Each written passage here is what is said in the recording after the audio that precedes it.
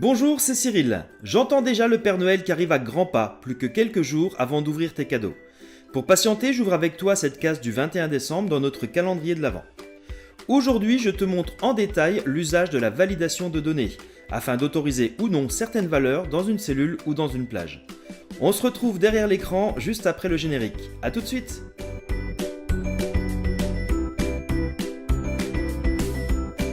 Dans ton tableur préféré, il existe une fonction qui permet de valider les données d'une cellule ou d'une plage de cellules. Tu vas pouvoir avertir ou même imposer une règle de saisie. Je vais te montrer les différents cas de figure et options à ta disposition dans la validation de données. Dans cette colonne, je veux imposer la saisie d'un jour de la semaine, au travers d'un menu déroulant. Je vais d'abord créer cette liste de propositions ici. J'écris au clavier lundi et j'utilise la poignée de recopie pour gagner de précieuses minutes.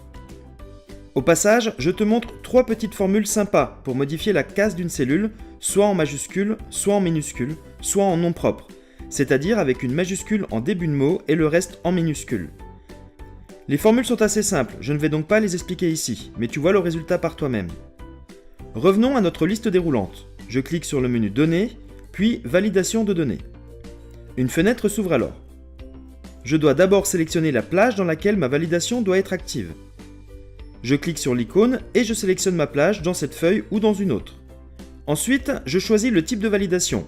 Ici, liste à partir d'une plage me convient très bien. Je clique sur l'icône et je sélectionne la liste que nous avons créée ensemble en dehors du dimanche. Je souhaite faciliter la saisie, donc je laisse la case afficher la liste déroulante dans la cellule cochée. Ensuite, tu peux soit avertir l'utilisateur quand sa saisie est non conforme, mais lui laisser le choix de poursuivre, soit refuser tout simplement sa saisie. Ainsi, il sera obligé de sélectionner une valeur dans ta liste. Au besoin, tu peux afficher un message d'erreur que l'utilisateur verra si sa saisie est non conforme. Par exemple, ici, indiquons qu'il faut saisir un jour de la semaine en dehors du dimanche. Puis, validons et testons notre menu. Les choix s'affichent par un simple double-clic dans la cellule et je peux choisir ma valeur. Si je saisis directement samedi au clavier, cela fonctionne également. Le menu déroulant n'est donc pas un passage obligatoire. Par contre, si je saisis dimanche, ma saisie est refusée et le message d'erreur prévu s'affiche. Dans cette colonne, je veux que l'utilisateur affiche oui ou non. Ici, il n'est pas utile de créer une plage spécifique, car le nombre de valeurs est raisonnable. Allons-y. Données, validation de données, je sélectionne ma plage,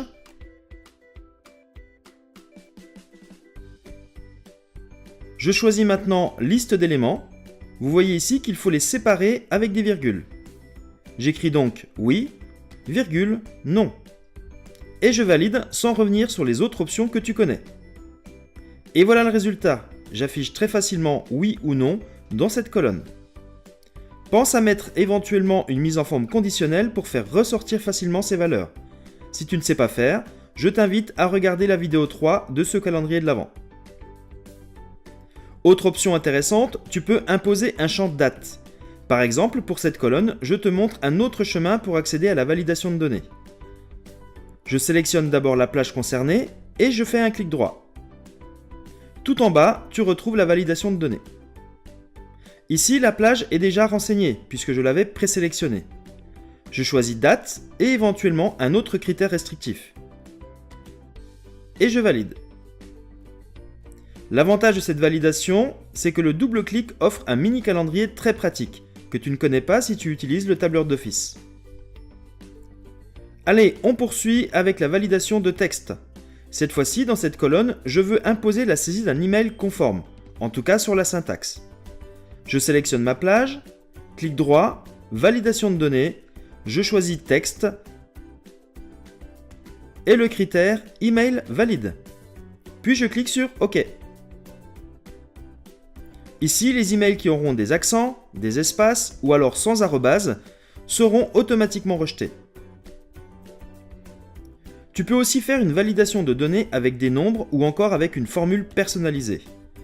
À titre d'exemple, sur cette dernière suggestion, nous voulons restreindre la saisie de certaines cellules uniquement le jour J, afin de forcer les utilisateurs à faire une saisie quotidienne, sinon leur saisie sera rejetée. Cette vidéo étant enregistrée, nous sommes réellement le 12 décembre 2017.